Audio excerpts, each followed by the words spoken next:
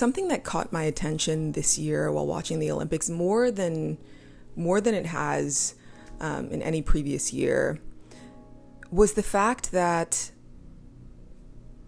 there seemed to be no celebration from the commentators' perspectives and the athletes themselves for any athlete that didn't win first place in their sport. Now, I understand when it comes to sports in the Olympics, you're training for years and years and years. You want to win when you arrive. But for some reason this year, it was so clear to me how it just like didn't seem to matter to anyone. Or the athletes didn't seem to matter to anyone unless they won first place. Maybe there are celebrations off camera and things I don't see. I would hope so. But I kept noticing that with every sport. I'm like, wow, it's so crazy to me that you could get to this huge moment, you arrive at the Olympics and feel so disappointed because you didn't win first place. I also started watching the Sprint documentary on Netflix, and you see athletes talk about how depressed and sad they were over not winning. And I bring this story up because I've been thinking a lot about how, at least for myself, comparison is truly the thief of all of my joy. When I think about the things that I feel disappointed about right now in my life or that are making me kind of sad, I can point everything back to a moment of comparison. I'm in LA right now for a few weeks before going to Tokyo to start my program, and I've been getting into ballet classes. I left a class last week in tears because I was just so overwhelmed, which happens. And I'm like, why am I feeling this way? It's a ballet class. It's an adult ballet class. Everyone is a beginner. Why am I being so hard on myself? And like, I can draw it back to a conversation I had with my friend a couple days prior where she talks about, the reason she is where she is in her dance career is because she took 14 years of ballet as a child. And I was sort of just like ruminating on that. And then I get into the class and I feel really behind and I get tripped up, and all I can think about is how I don't have 14 years of ballet under my belt, and how many years is it going to take me to feel comfortable and get to the level that I want to achieve. When I think about, for the past couple of days, I've been feeling really down on myself about where I am in my career, and I'm on the up now, but when I think about why I was feeling the way I was feeling, it's just because I'm so hyper aware of where my friends are in their careers and where strangers are in their careers. I'm less likely to like compare myself to strangers, and I've stopped scrolling on social media because I know that I'm in a super sensitive place. But that's just another example of like how the only reason I was feeling bad is just because I know where other people are in their lives. The source of most, if not all, of my negative feelings go back to comparison. I think about things that I felt sad about as a child, and I'm like, oh, would I have felt that way if I wasn't aware of other kids' lives? And so I was thinking, what if I was just hyper vigilant about minding my own business?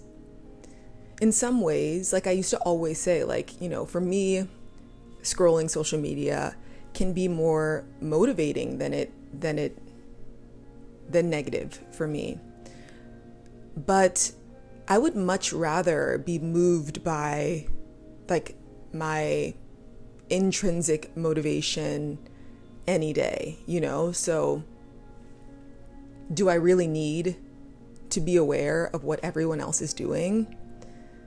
And you can't erase what you already know, but I can pretend. Like any moment I feel I'm sort of bringing myself down because of comparison, what if I just ask myself, would I be feeling sad in this moment if I wasn't aware of where I stood in this area of my life in comparison to someone else.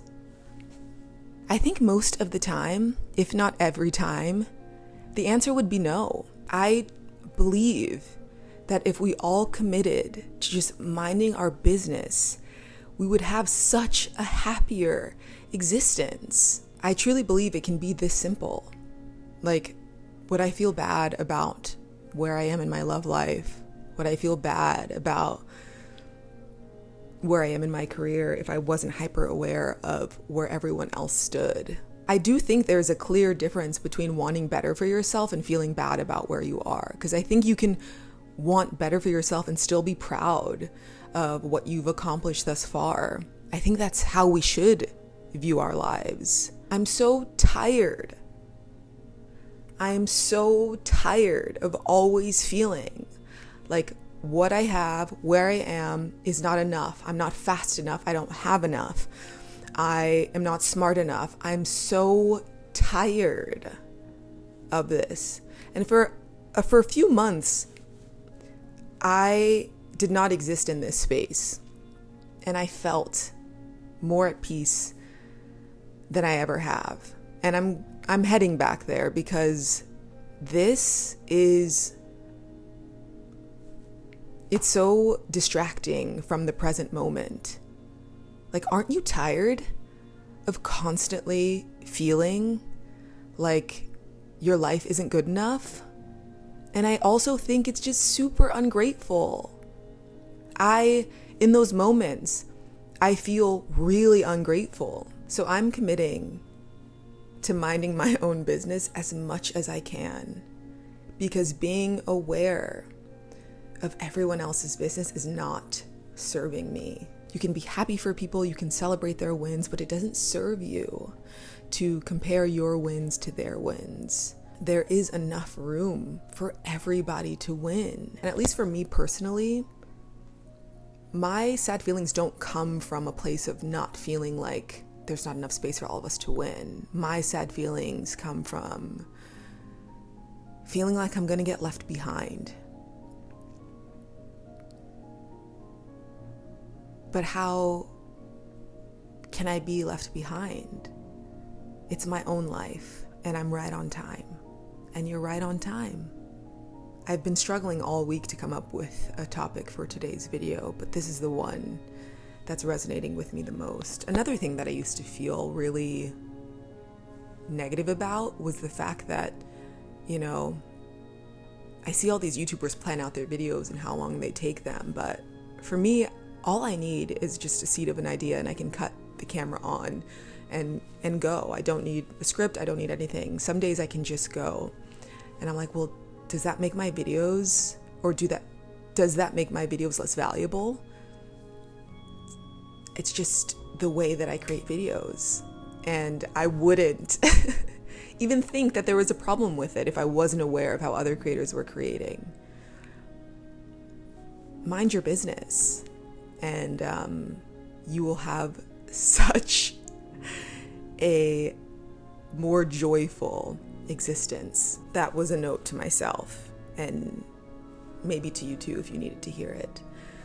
I hope you have a beautiful rest of your day wherever you are in the world. Thank you so much for pressing play on today's video. Thank you so much for showing up for me. Thank you so much for being patient with me. And as always, thank you for being here. I'll see you soon. Bye.